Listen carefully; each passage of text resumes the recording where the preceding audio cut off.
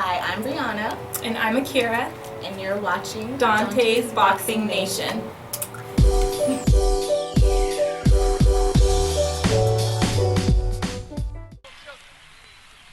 Brothers and sisters, I don't know what this world is coming to. Hey yo, check this out, this is Flavor Flav, and if you want the whole truth, and nothing but the whole truth, so help the whole truth. Hey yo, you better listen to Dante, baby. Dante!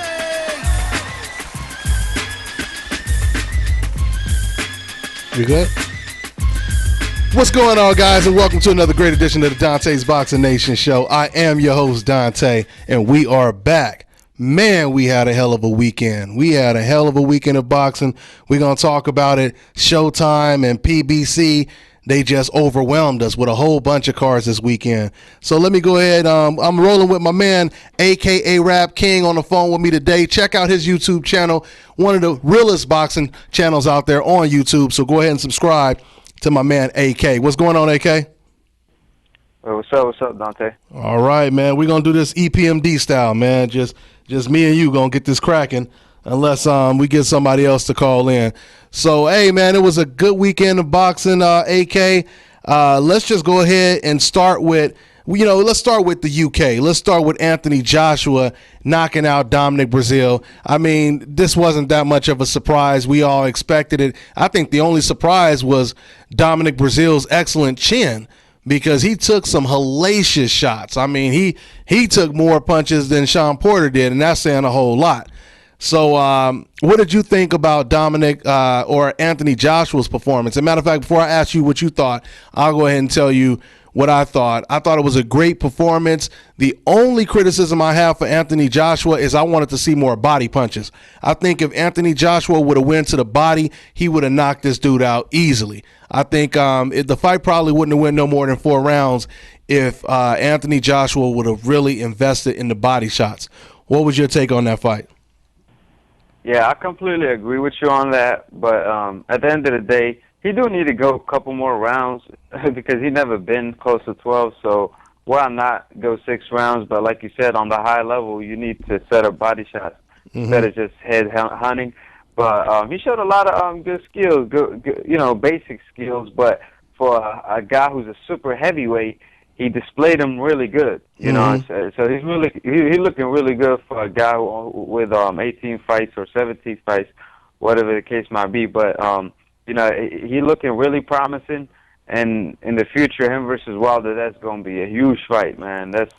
Like I told you before, Dante, I think Joshua is the number 1 guy in boxing right now because if Floyd Mayweather out of the sport, Pacquiao out of the sport, Canelo can't be the number 1 guy because you got Joshua in the UK doing 600,000 pay-per-views fighting unknown fighters, you know what I mean? And you got Canelo, when he fights unknown fighters, he does like or not even unknown fighters, name fighters, he does 300K.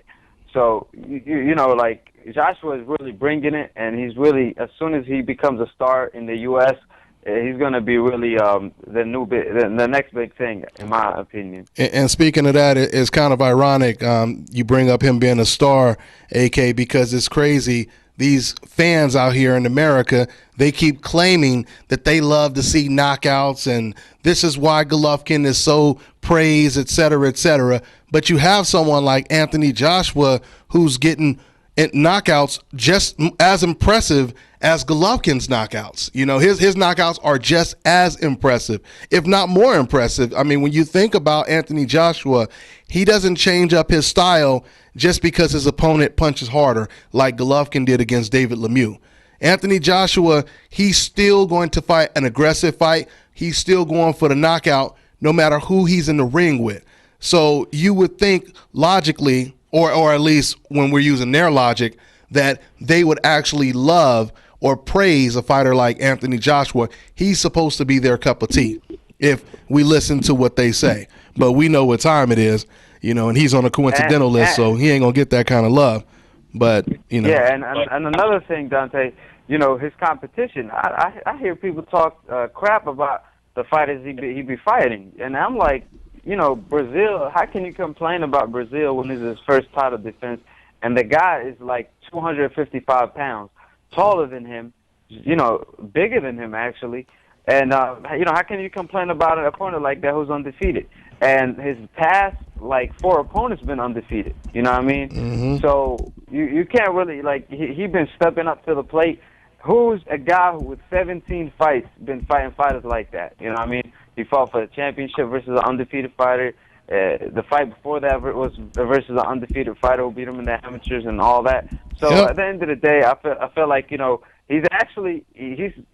if he just with a couple more fights, he's about to have the best resume at heavyweight. If he fights a named fighter. I mean, you kind of beat me to the punch because I was about to say it, but I'm gonna add on to it. You can't complain about Anthony Joshua's resume, and you certainly can't complain if you're comparing him to Gennady Golovkin's resume. Because let me just say it one more time: Anthony Joshua, he beat 4 undefeated fighters in a row. And one of those fighters was Dylan White, who actually beat him in the amateurs. And he beat him convincingly in the amateurs. Okay? And then he beats a champion in Charles Martin. And now he's about to fight a 5th undefeated fighter, which is a very dangerous undefeated prospect in Joseph Parker. So, like you just said, AK, in a minute he's going to have the best boxing resume. Some people will argue that he already has the best boxing resume. But once again, it's really good that they got him fighting with Showtime. And, with Showtime and PBC, they're doing big things. So Anthony Joshua, he's going to get an enormous amount of exposure. And he should be a superstar, and Wilder versus Joshua, Wilder versus Fury, which unfortunately, because of Fury and his problems with, failing PED tests, which we're going to talk about that down the line. But unfortunately, with that happening, that's probably going to, suppress negotiations with a Wilder and Tyson Fury fight, because that's the fight that I know Wilder, he really wanted. He called out Anthony Joshua, so who knows? That may be the big heavyweight fight before Wilder versus Fury, which is still a fight that I want to see. Is there anyone on the line? Anyone else? Yo, yeah, Ego. There we go. There you go. My man Boxing Ego just popped in. And you know what? I also wanted to say, go ahead and check out my website, nationboxing.com. Shout out to my man, boxing writer Tramiel Cook. He's writing articles on the website right now, so check out that website. And also check out Boxing Ego's website, boxingego.com. So, as you heard, Ego, we were just talking a little bit about that Anthony Joshua performance. I said it was a great performance. I just would have liked to have seen more body shots. I think he would have got him out there a little earlier if he invested in more body shots. Your quick take on that fight before we move on, Ego. I agree with everything AK was saying about he's fighting undefeated after undefeated. We got to be realistic. You know what I mean? People are like, oh, Lomachenko, he did all this in 7 fights or whatever amount of fights he has, but he also has a loss. You know what I mean? Mm-hmm. And Anthony Joshua, he has 17 fights, all knockouts. He's selling out arenas in 30 minutes, and he looked good against a guy who is bigger, undefeated. Whether you rank Dominique Brazil or not, he's still a former Olympian who stopped Amir Mansour, and that's another named person. So I seen the post-fight interview with Brazil, and he looked like Jeff Goldblum in The Fly. His eyes look horrible. I don't know if you guys seen it, but he got a number done on him. You know what I mean? And he even admitted it. Yeah. That Joshua, he said the better man won tonight, and he was humble in defeat and stuff like that. So, I mean, the kid is nice. He just needs to sharpen up. But it's funny because people are calling for, oh, Joshua got to fight Tyson Fury next. You know what I mean? Certain fighters always have to do the most to get an ounce of respect. Mm-hmm. You know what I mean? Yep.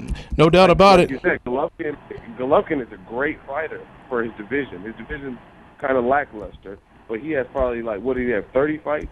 And when's the last time it was an undefeated guy who was bigger than him, who was, the heavyweight division, one punch can change everything, truly. Mm-hmm. So, yeah. Mm-hmm. You got to give props for his due. Yeah, and let me add on top of that Lomachenko situation. I mean, you can't really compare that to an Anthony Joshua situation because, first of all, Lomachenko, he turned pro around, 28, 29, somewhere in between 28 and 30 years old. He's on a fast track. He has no choice but to do that. He can't have, a typical type of buildup that fighters, young fighters that turn pro usually have. You can't do that. You have to be rushed just like Guillermo Rigondeaux was, just like Ika Beabuchi will be, once he gets cleared to fight. You don't have any choice but to step up in competition because you're older. So that's not, it's not like he's 21 years old or he's 24 and he's just said, you know what, I want to be the first person to go from amateur to pro and win a title in like my third fight. That wasn't the situation. Now, if he would have turned pro at 22, 21, and he did that in 7 fights, then you could compare him to someone like Anthony Joshua. But it has to be apples and apples. It can't be apples and oranges. And that situation would be more like apples and oranges. On top of that, Lomachenko, if you include the World Boxing Series fights, he actually has more fights than 7. He has, I think he had, how many fights did he have in the World Boxing Series, which was without headgear?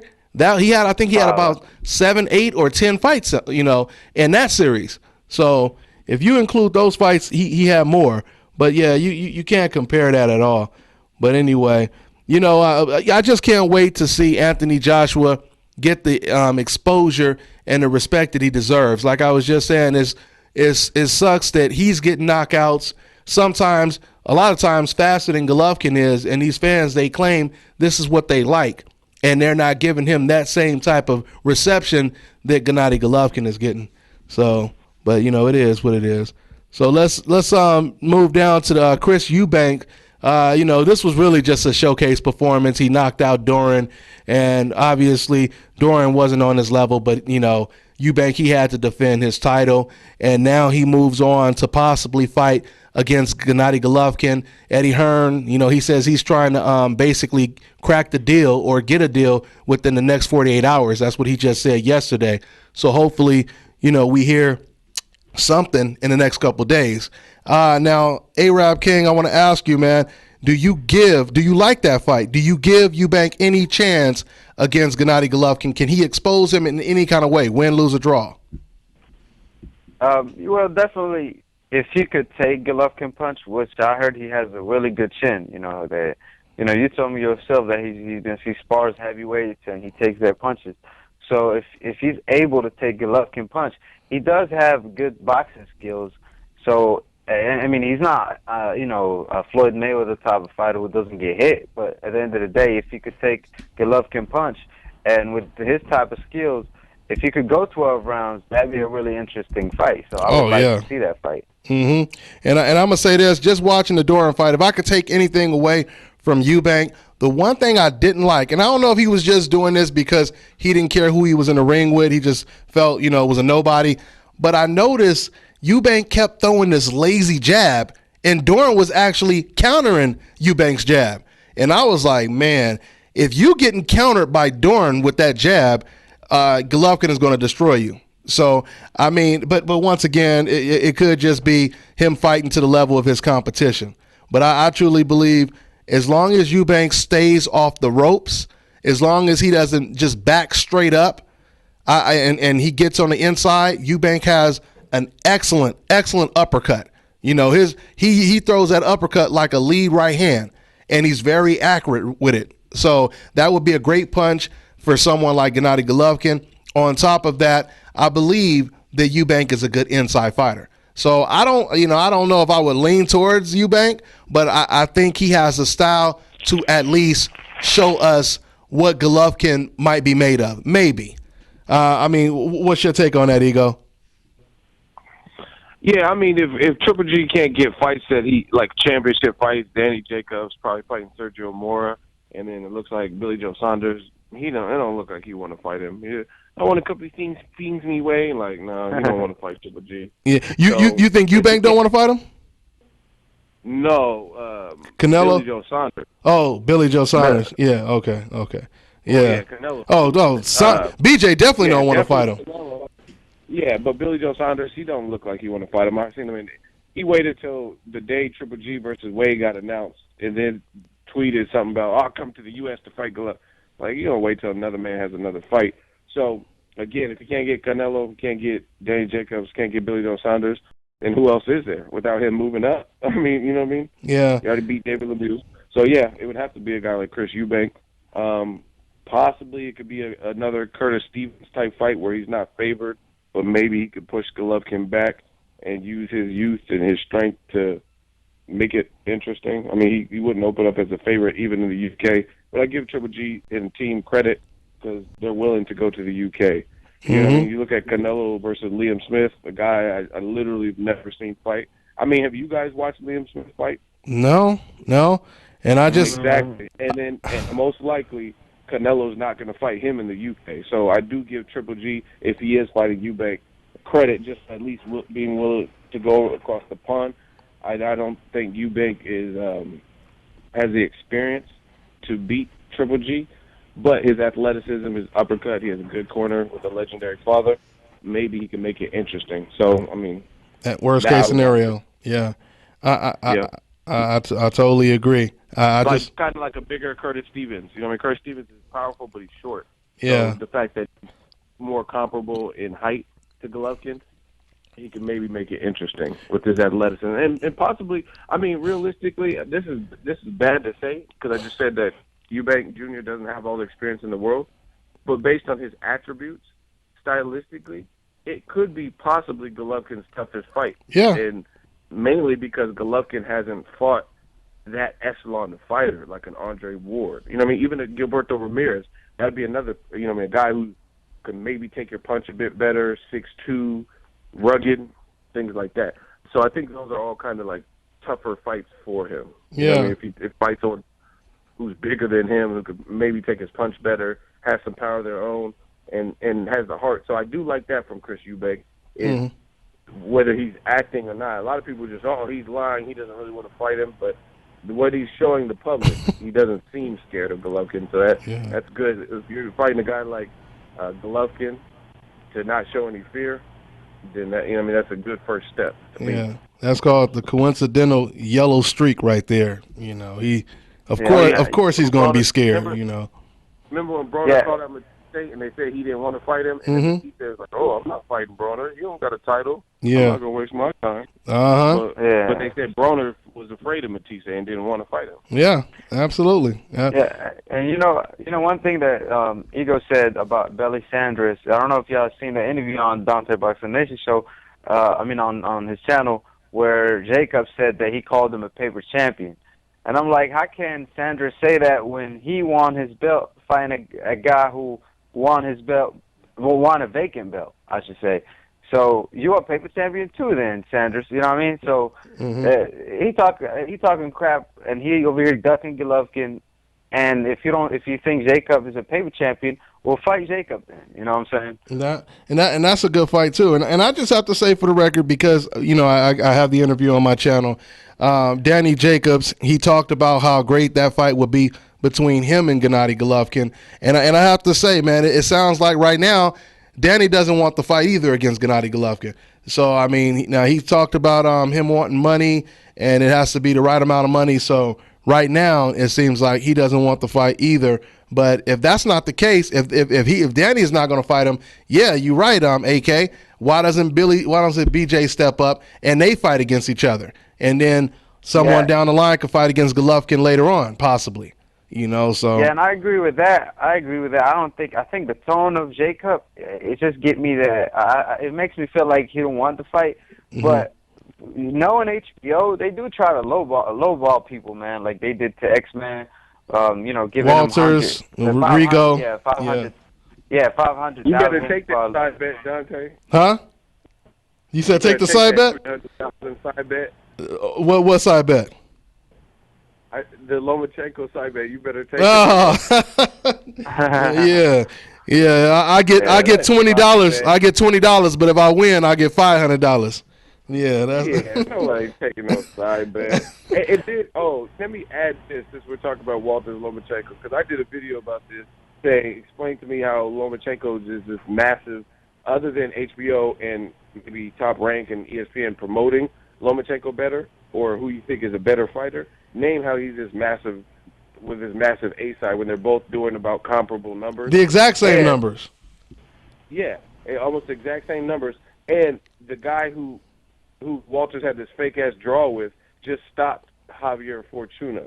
You know Exactly. Mm-hmm. And that wasn't even a draw with Nicholas Walters. He Walters dominated. won He that dominated Sosa. Yeah, he won that Sosa fight. So you know what I'm saying? So that was it. I don't know if that was that his first fight at 130? That was his first fight at 130. That was his first fight. Exactly. Now Sosa's a champion, and it's supposed to show you that he was that workman, tough Philly attitude. I think he's from Philly.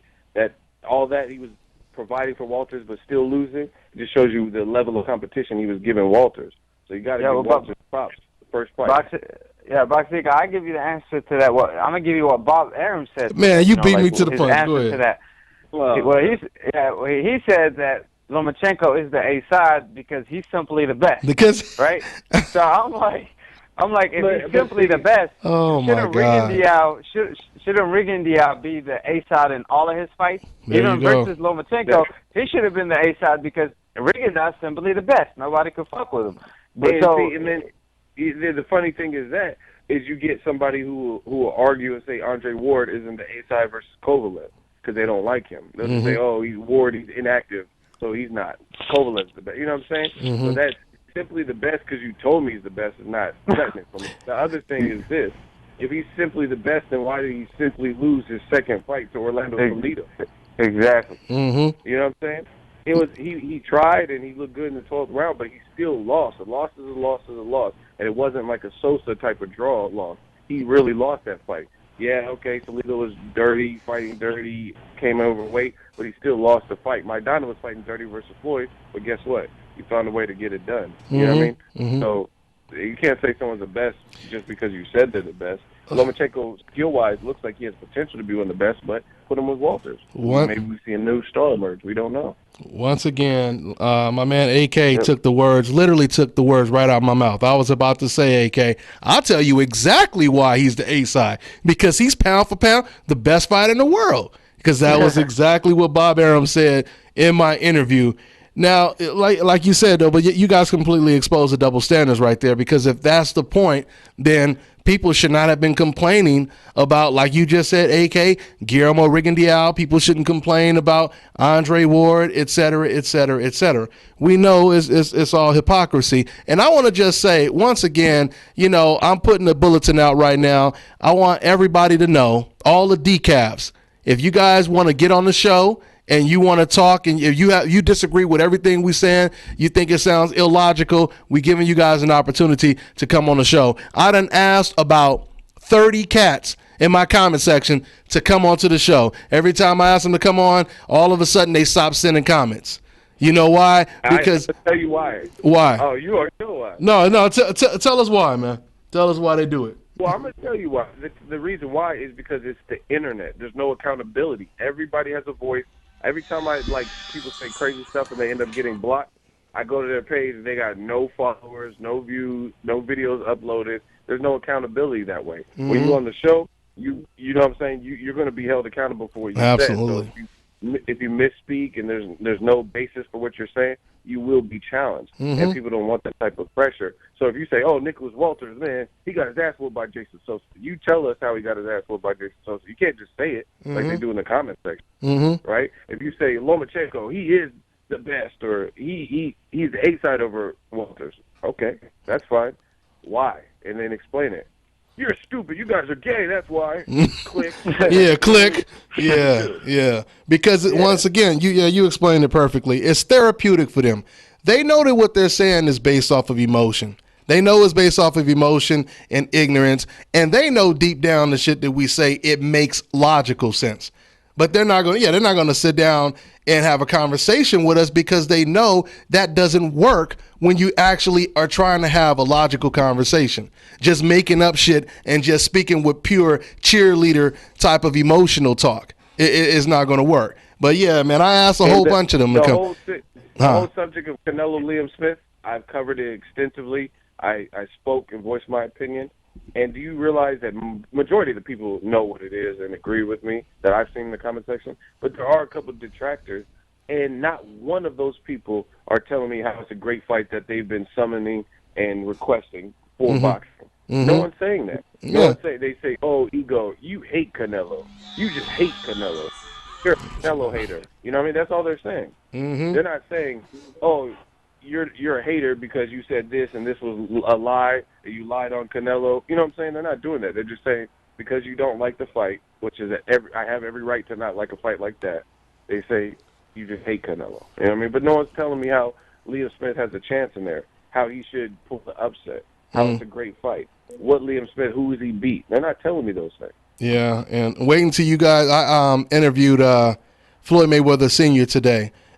Waiting till you guys see how he reacted and responded when I asked what he thought about Canelo versus Liam Smith. Man, man, did you see how on the video on your page how Danny Jacobs? Yeah, responded? yeah. Who? Canelo. So you're saying Canelo's fighting a guy I've never heard of before? Yeah. That's pretty much the consensus from what I've heard from real boxing fans. He's a professional fighter and part-time commentator, and he's only one division up from Liam Smith, and he's never heard of him. What does that tell you? Okay. Yep, absolutely. But like I said, just trip out. I mean, what Floyd Sr. did was pretty much on the same lines, but y'all gonna trip out because you know how Floyd get down. But it's hilarious, man. He talked about upload that. Yeah. You guys are gonna see that tonight. He talked about Canelo fighting Liam Smith.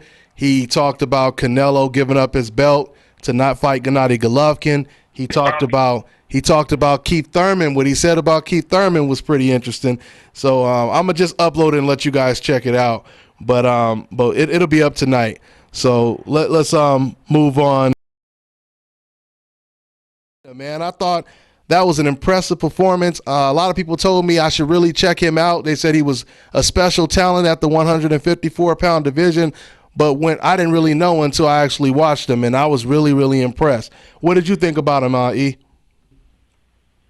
I thought he was really impressive. I mean, even look at the 154 division, even some of the prospects, to me, I'm not even being facetious, they show a little bit more of ability to give Canelo problems. Maybe they're not ready for Canelo, but I don't think Liam Smith is either. You know what I mean? And when I watched Jared Hurd, his uppercut was disgusting. Right up the side, it was sweet.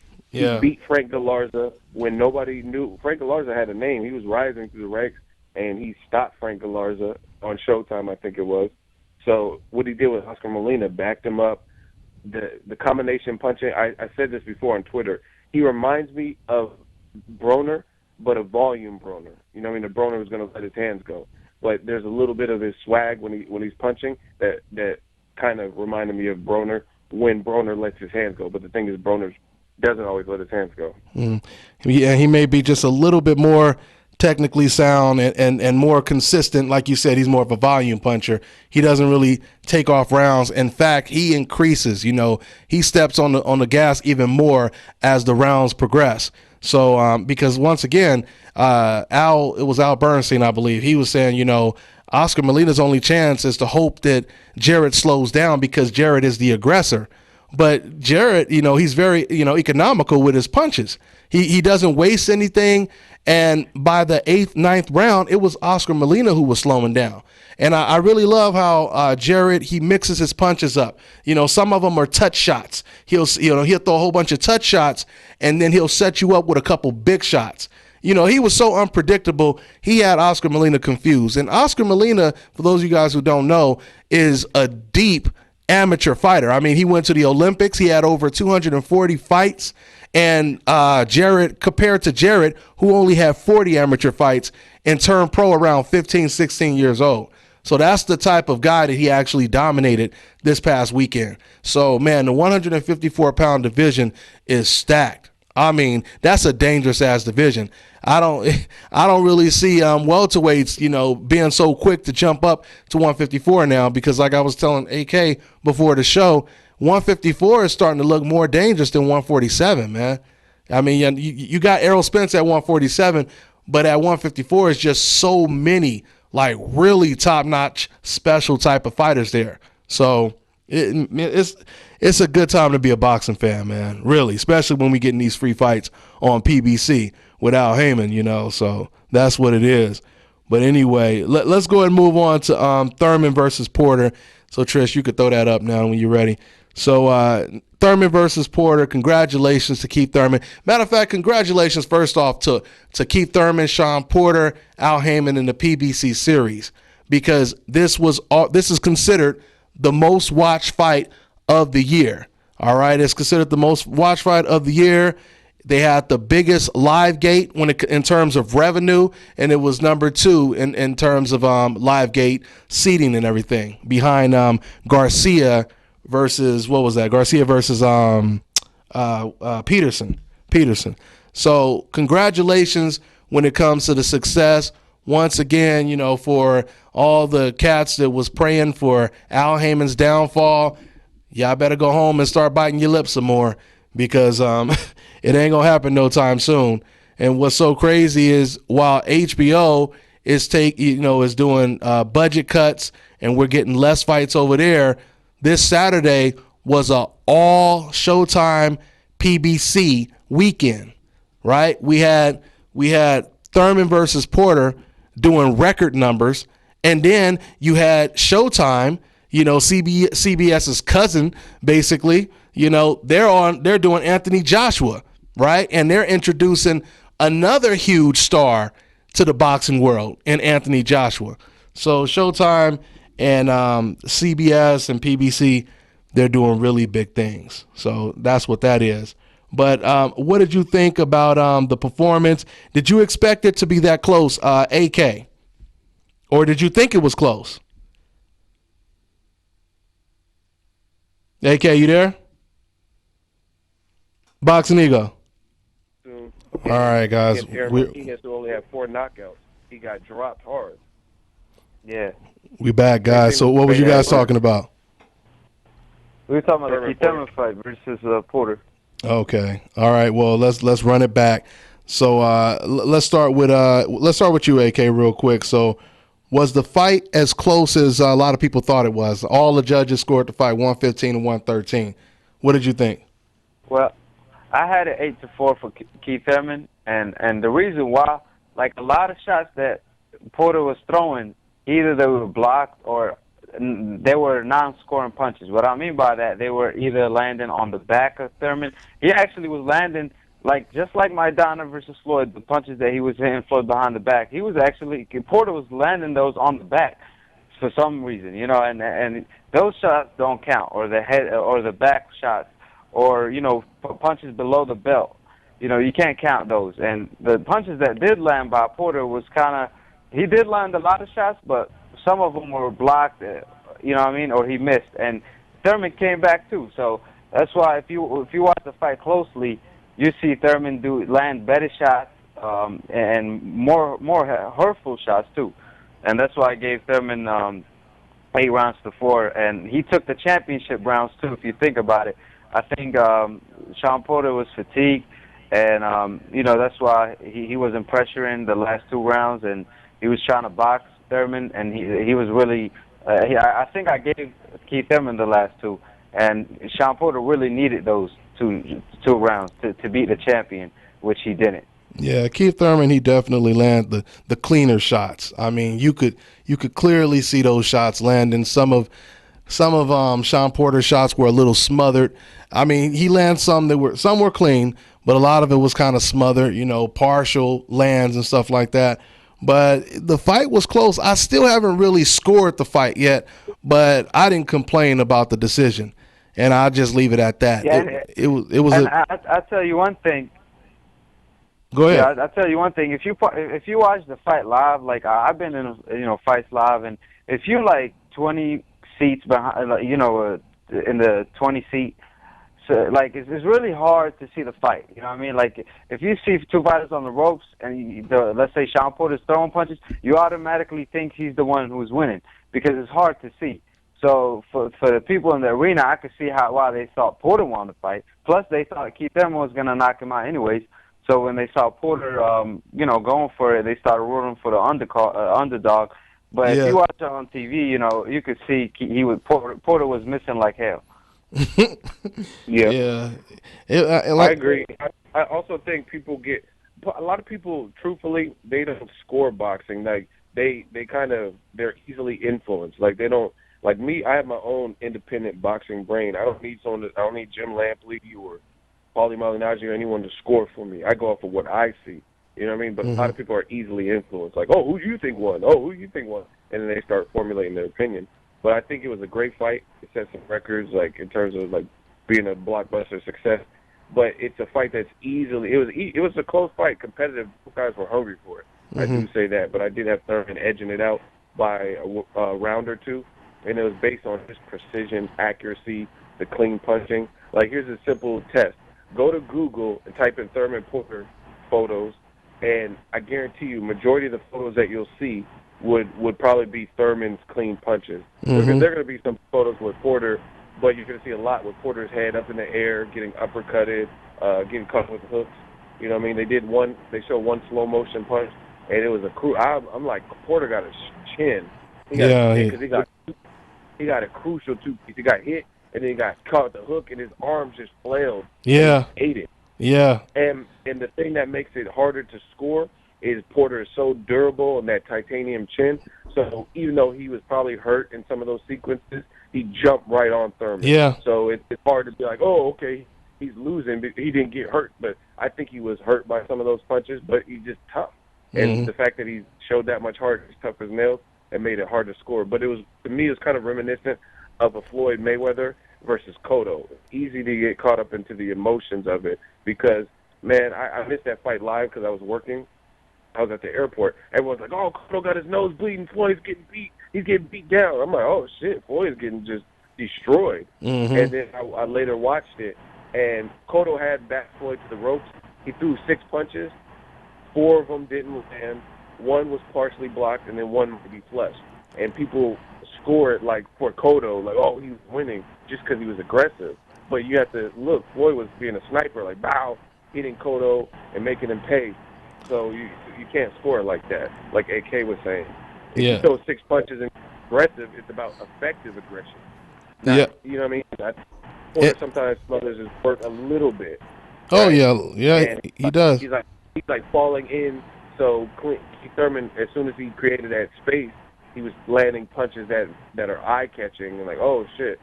Yeah. And I think Porter got hurt more times than Thurman, too. Yeah, you think Porter... Yeah, that's probably, He definitely got stunned more than Thurman did, no doubt about that. Because a lot of them shots he got caught, he could have got knocked out. The average person would have got knocked out, so... And see, that's what kind of makes it hard to score for Porter for me, is because I think it was like round 3. I had him winning round 3. I'm like, Porter's doing great. But then the last 10 seconds, he had Porter on the ropes, and Porter landed a mean punch, and it looked like it really woke Sean up. Yeah. And then in round 4, Sean seemed kind of hesitant, a little bit gun-shy at first, because I think he was hurt from the punch. So it almost like, I'm not going to say it kills what he did in round 3, but it's like you're not supposed to get hit that clean. It was a lot of tug of war. A lot of tug of war, a lot of seesaw back and forth rounds too. Yeah, but one thing for sure, man, this fight was definitely the fight of the year, man, hands down, because both fighters was very skilled, and man, it had me, man. I was, man, cheering the whole fight, man. That was the best fight I've seen. That was from bell to bell, man. And the crowds was standing up the whole time too. That was nice to see too. And how many times? I told people straight up, this versus Francisco Vargas and Salido, I'll take Thurman Porter all day because there's a level of technique, athleticism, fundamentals, and you still have the action and the energy. Like, to me, there's rounds in the Salido Vargas fight where I'm like, does either one of them have a game plan for what they're trying to do? Yeah. No, I'm being real. It was cool seeing people like knock their heads off and stuff, but I'm like, where's the adapting? Where's the game plan? Yeah. You've seen that. Sean Porter got hurt, and then he had to switch up his attack a little bit. Then he started hurting Thurman to the body. So it was way more of a level of adjustment from Porter and Thurman than I ever seen in Salido Vargas. It was like more like two zombies fighting when Vargas and Salido were fighting. Because it was like lack of a game plan. Like it's like nobody was trying to make the adjustments to. They're not raising the bar. Yeah, exactly. No one's adjusting. No one's raising the bar higher and higher and higher. The bar is at the same level. Yeah, yeah. Same Yeah, with the Keith. Yeah, with the Keith Thurman fight, like you could see, like Porter, he will pressure sometimes, and then Keith Thurman will do the pressure another round. Like they will both adjust to each other in certain rounds, do different things, try different things if one thing is not working, which made it a great fight, you know. Okay. But I'll tell you one thing though that made Thurman look. I feel like if they have a rematch, Keith Thurman could work on a lot of things. One thing, like sometimes Sean Porter would surprise him by coming in real quick, and you can't take an angle and slide off. So he was just back straight. Instead, he should like smother him by just not going backwards, but going forward and smother Sean Porter and hold him. That will won't make him look bad when he was backing on the straight line. And another thing, he was telegraphing a lot of shots. Like I always say, Keith Thurman stays telegraphing. It reminded me of Fight Night Champion, the game, round 2. If y'all remember them haymakers we used to throw, that's Keith Thurman all day right there, And the outside, when he was fighting Sean Porter, he was throwing mad haymakers the whole night. He never set up anything, try to land a 1-2 without telegraphing. He was just swing with the right, swing with the left, and it's really hard to land like that. Yeah. That's why he was doing as good in the outside, and I think Porter actually landed more jabs than Thurman did. So that's another reason. The thing to me, it shows the separation. People get mad, but it shows where Floyd is from a wisdom, for a sweet science. Yes, Thurman Porter was great for the fans and stuff, but Thurman being a young fighter, I think as he matures and goes through fights like this, Diego Chavez and stuff, he's going to learn more and more that when you need to be the crowd pleaser and when you need to just kind of set things up, because I think he was clearly the better of the boxers, and he let Porter take him out of his element and into the trenches when he should have probably boxed more in spots. But I think Thurman had the mindset of like, oh, I'm not run time. I'm going to spin throw the Yeah. Oh, yeah. You when to do that. You have to know when to be more the matador, fuck with the crowd is speaking and things like that. And I think that's what Floyd does. He's like, it's always about working smarter, not harder. Yes, it may make it less competitive, but then you don't have to worry about the backlash of like getting booed when they announce that you won, or people thinking you lost the fight because you fought all the less smart. And if you a bad mamma jamma, it ain't supposed to be competitive. You supposed to dominate. You know what I mean? So that's what that is. That's good. That's a real good point. Yeah, with Keith Thurman, I mean Usain Bolt. You know what I mean? Ain't nobody competing with Usain Bolt. That's what it is, because he dominates all the time. But Dante, what about the fanfare numbers the week before? Were they not good enough? It's the fanfare numbers? Yeah, that's what I'm hearing fans talk about. They're saying that talking about how the fanfare. They said PBC's going down because fanfare's numbers weren't good enough. They weren't strong enough. Yeah, and then all of a sudden, the very next week, we get the most watched fight on TV by PBC. We know what time it is. So do you guys think Al Heyman's doing it right with PBC? We already know what time it is. I mean, right now, the numbers don't lie. I mean, if we just, it ain't even what we think. I mean, if we go by statistics, there's no doubt about it. There is no other promoter, I'm not calling Al Heyman a promoter, but there's no other promoters out there that are statistically doing the type of numbers that PBC are doing and putting together that many fight cards with undefeated fighters on the undercard. You don't have that. But let me go ahead and close out and wrap this up. Just want to say real quick about Keith Thurman to add on to what you guys said. I think it's very impressive that Keith Thurman, he moves around. He doesn't really have this educated jab, right? And like AK said, he does kind of telegraph shots, but those hooks that he throws, they are beautiful and they're accurate. A lot of times they land, but he didn't look that comfortable on the ropes at times. And I think certain fighters, they're going to be able to take advantage of that. So, but we'll see. But that was the closest fight to Hagler-Hearns or even Hagler-Leonard. And with that note, was Thurman's most difficult fight for sure. Oh, no doubt about it. No doubt about it. And he passed the test. So congratulations to him. And we're going to go ahead and wrap it up. I want to once again say thanks to, the DBM panel, a.k.a. Rap King, my man Boxing Ego, your boy Dante's Boxing Nation. We'll see you guys next week. On to the next one.